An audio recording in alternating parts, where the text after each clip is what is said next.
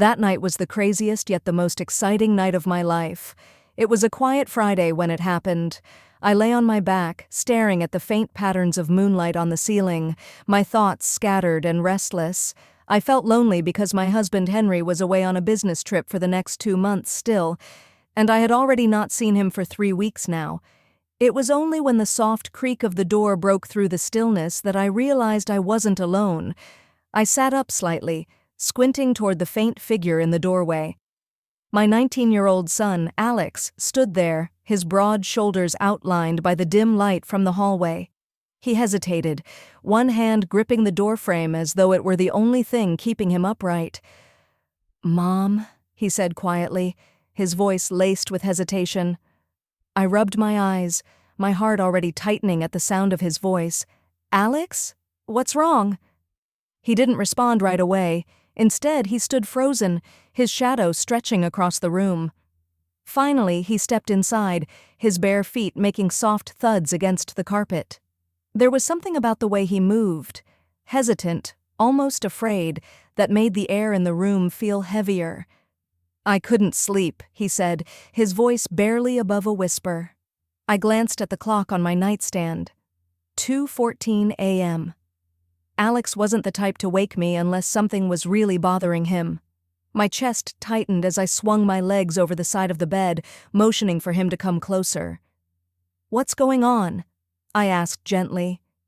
He hesitated again before sitting on the edge of the bed, his posture stiff, his hands clasped tightly in his lap. For a moment, I watched him, waiting, but he kept his gaze fixed on the floor. The tension radiating from him was almost palpable. "Alex, you can talk to me," I said softly. "Whatever it is, I'm here." He let out a shaky breath, his fingers fidgeting with the hem of his t-shirt. It's hard to explain," he said finally. "I've been feeling something. I've been feeling different, and I don't know what to do about it." His words sent a ripple of unease through me.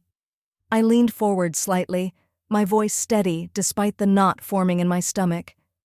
"Different how?" He looked at me then, his eyes searching mine with an intensity I wasn't prepared for. "It's about someone," he said. "Someone I've been thinking about a lot. Someone you are not going to expect." Relief briefly flickered through me. Maybe this was about a girl at school, a crush he didn't know how to handle. Alex had always been shy about his feelings, keeping them bottled up until they threatened to overflow. "Okay," I said, offering him a reassuring smile. "Who is it? Someone from school?" He shook his head quickly, his gaze dropping again.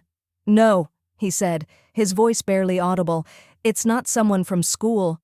"Then who?" I pressed gently, though a strange unease was beginning to creep into my chest. "Alex? You can tell me. Whatever it is, we'll figure it out." He took a deep breath, his chest rising and falling as if he were gathering every ounce of courage he had. When he spoke again, his voice was trembling. "It's you, Mom," he said finally. "It's always been you." The words hit me like a tidal wave, pulling the air from my lungs. For a moment I couldn't speak, couldn't think. My mind raced to make sense of what he'd just said, but the sheer weight of it left me reeling. "Alex," I began, my voice faltering. "What? What are you saying?" He stood abruptly, pacing the room like a caged animal.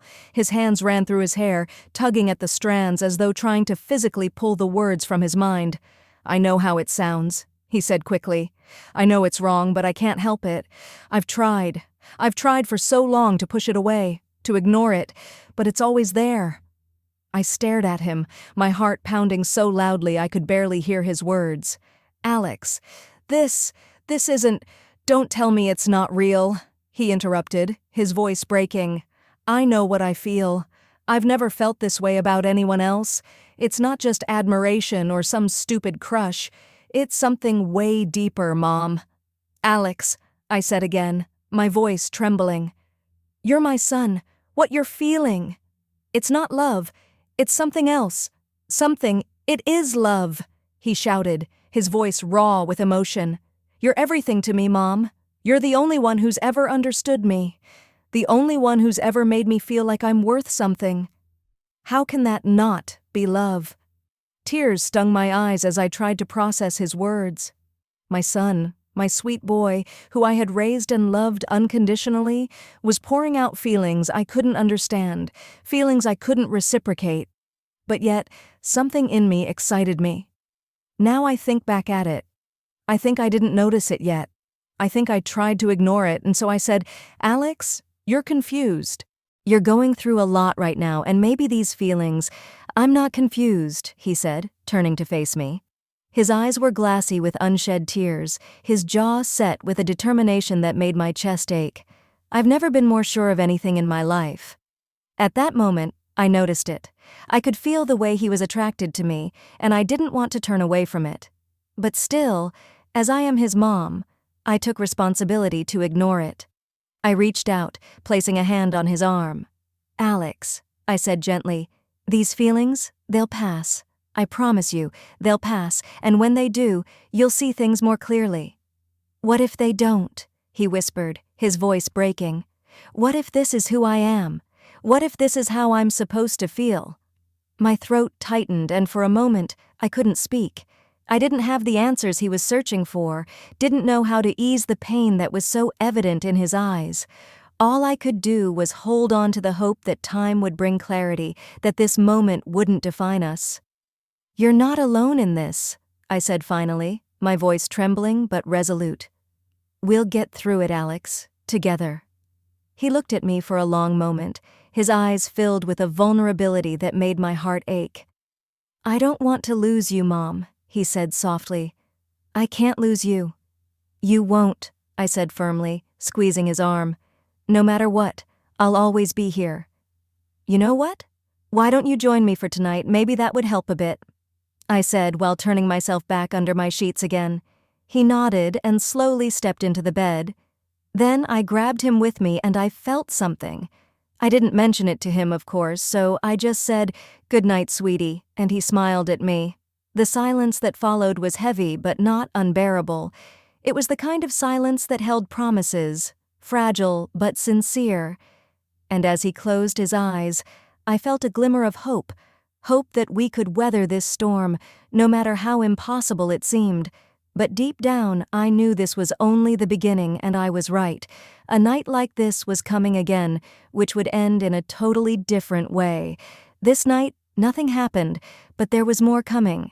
Because love, especially love as complicated as this, doesn't fade quietly. It demands to be reckoned with, and I had no idea what that reckoning would look like. The morning after Alex's confession felt surreal.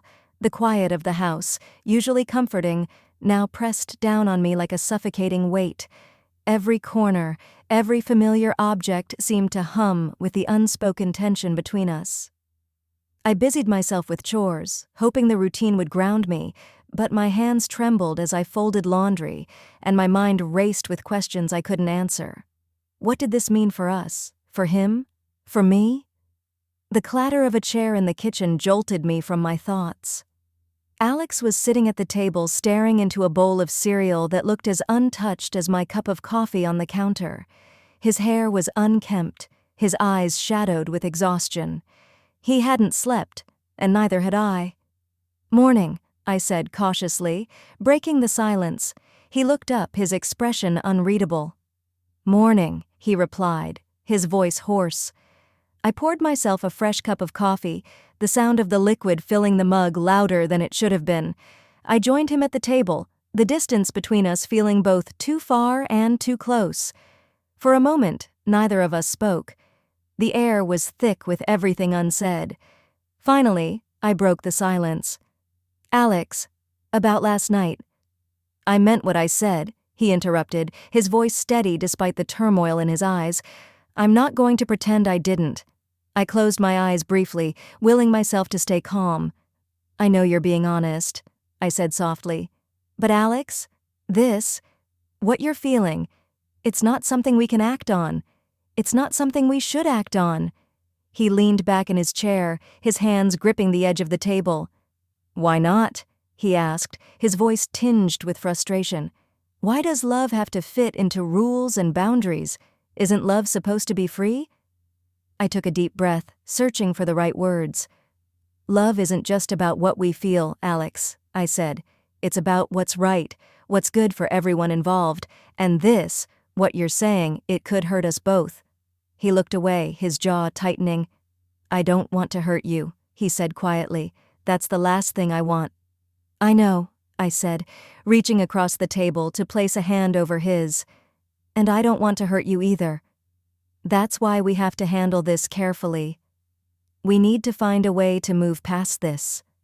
His fingers tightened around mine, and for a moment I saw the boy he used to be, the boy who'd held my hand when he was scared, who'd looked to me for guidance and comfort. But this was different. The way he looked at me now was different. I don't know if I can move past it, he admitted, his voice barely above a whisper, but I'll try, for you. Tears welled in my eyes, and I gave his hand a gentle squeeze. That's all I ask. The days that followed were a blur of awkward conversations and forced normalcy.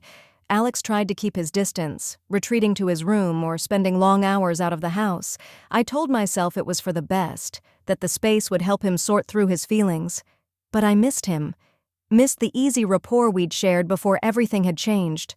From the night he confessed, we slept in the same bed every night. But still, I noticed there was a distance between us. One evening, as I was preparing dinner, I heard the front door open and close.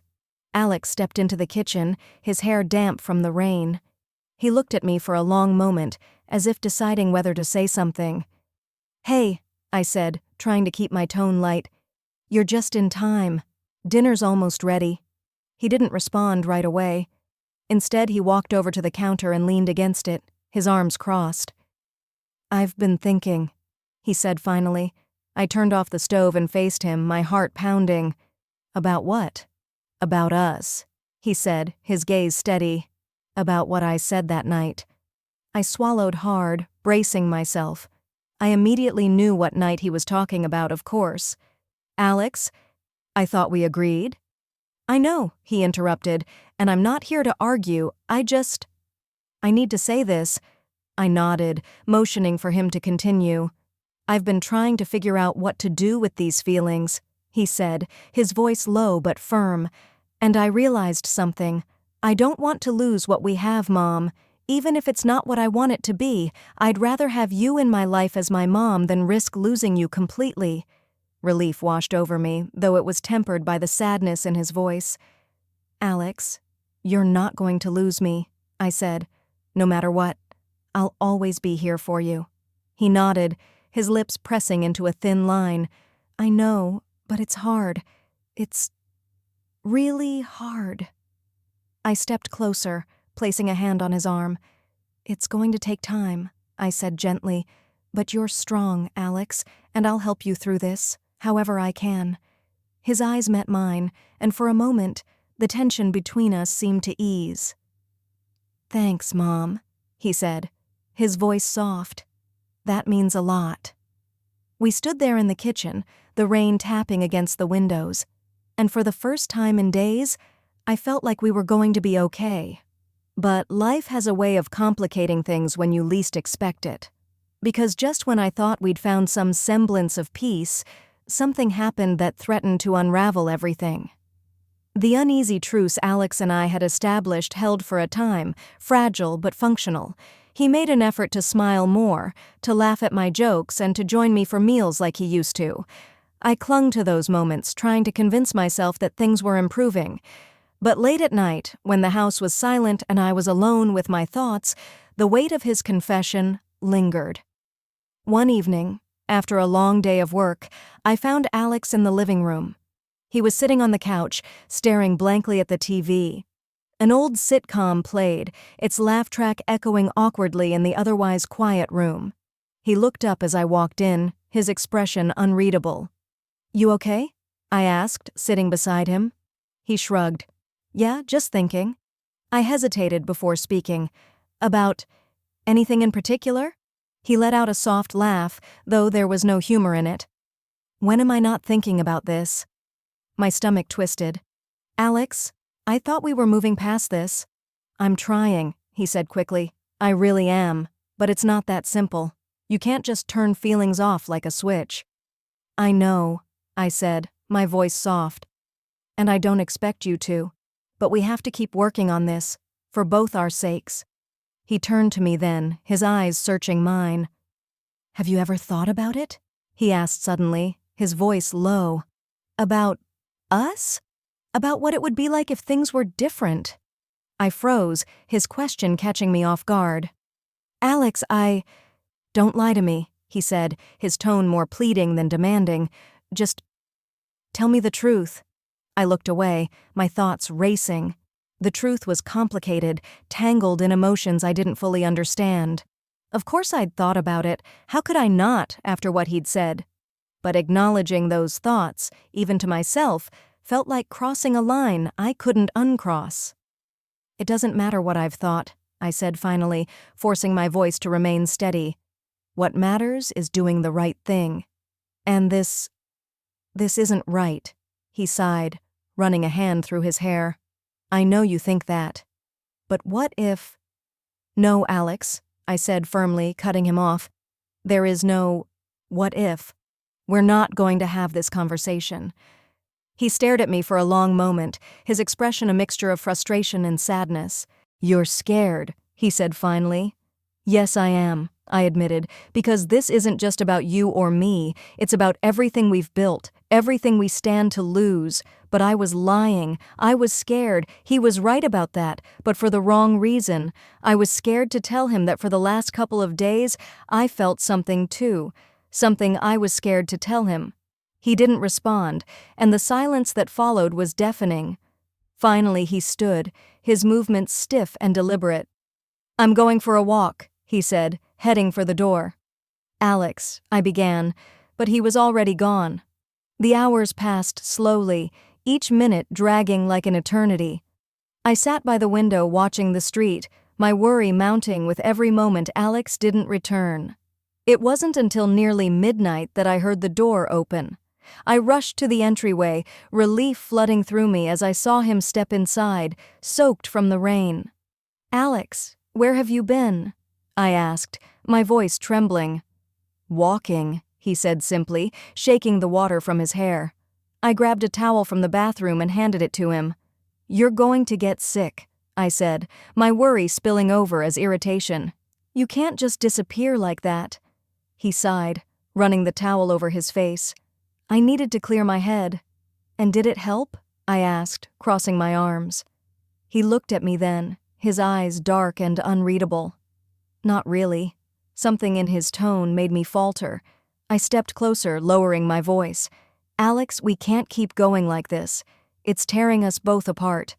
I know, he said, his voice barely above a whisper, but I don't know how to stop. Maybe we need help, I suggested. Someone to talk to. A therapist. His lips twisted into a bitter smile. You think a therapist is going to understand this? They might, I said, though I wasn't sure I believed it myself, or at least help us figure out how to move forward. He shook his head, the towel dropping to the floor. No one can fix this, Mom. No one can change how I feel. His words hung in the air, heavy and unrelenting. I wanted to argue, to tell him he was wrong, but I couldn't. Because deep down, I knew he was right. The worst part was even that I had still not told him that I felt something too that night, and that I was the one lying to him, trying to avoid my feelings for him too. I knew that, and still I kept my mouth shut, at least for now. The following days were a blur of avoidance and awkward conversations. Alex tried to act normal, but the tension between us was palpable. Every interaction felt like walking on a tightrope, and I couldn't shake the feeling that something was about to snap, that something came one evening as we were cleaning up after dinner. Alex had been unusually quiet all day, his movements tense and deliberate. As I loaded the dishwasher, he leaned against the counter, watching me.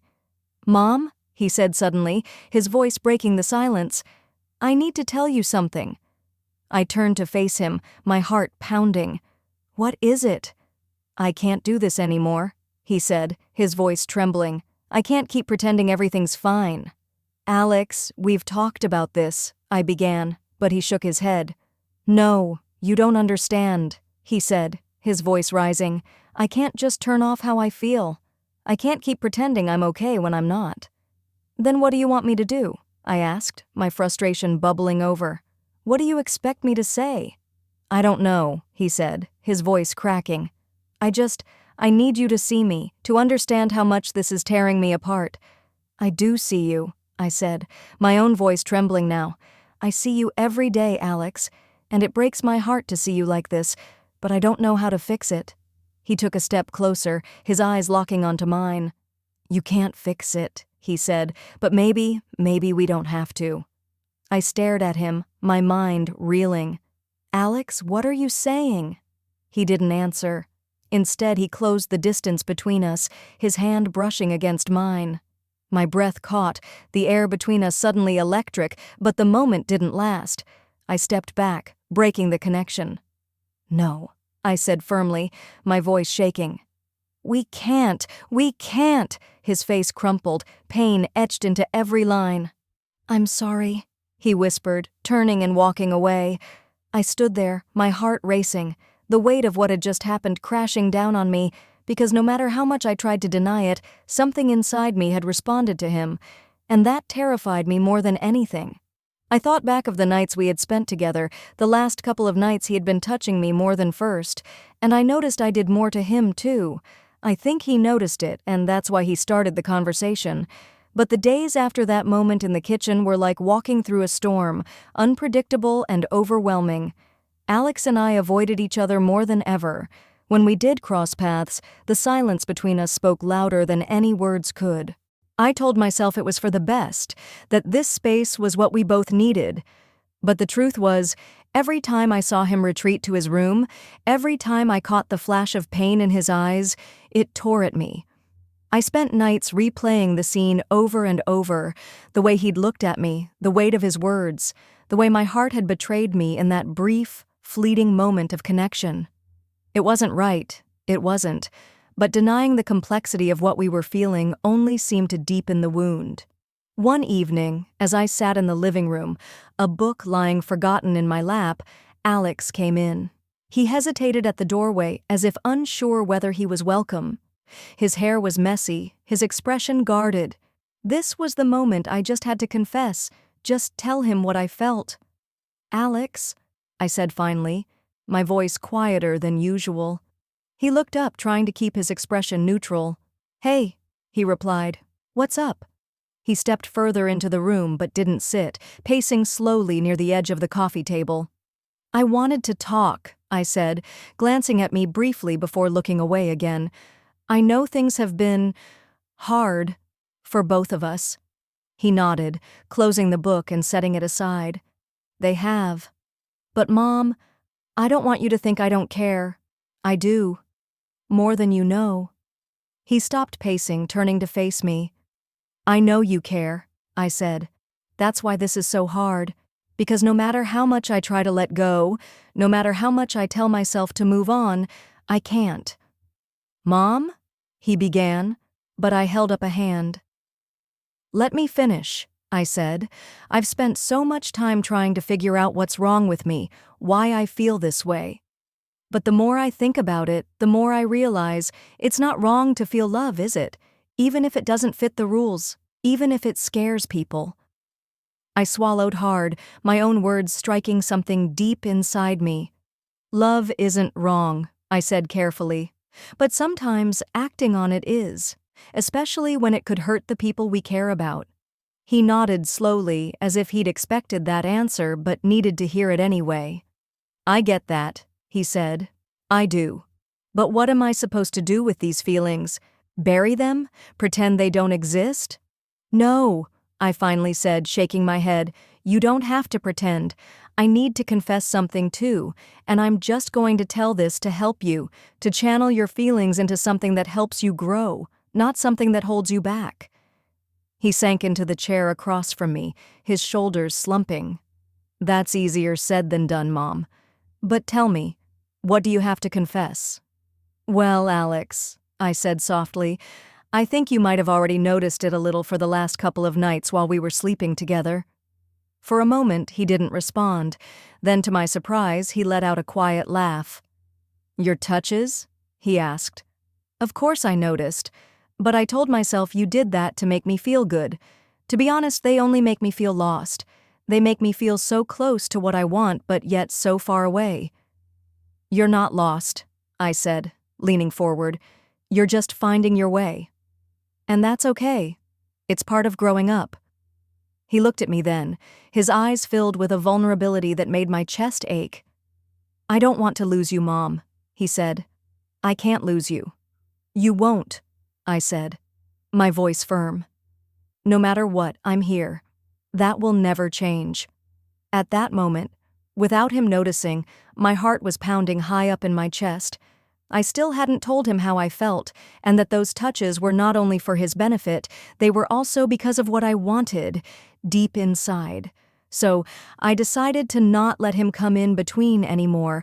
I had to clear my thoughts and tell him how I felt. But let me finish what I was going to say, Alex. Those touches, they were not to make you feel good. They what? He said. I did that because I felt something too, I confessed. In fact, I still feel something, Alex. I was scared to tell you because I am your mom. And it is wrong. It cannot be true what we feel for each other, but I can't deny what I am feeling. He stayed silent for a moment, and then he leaned towards me, grabbing my leg. Alex, I said, we can't do this. What about Dad? We can. No one has to know, he whispered.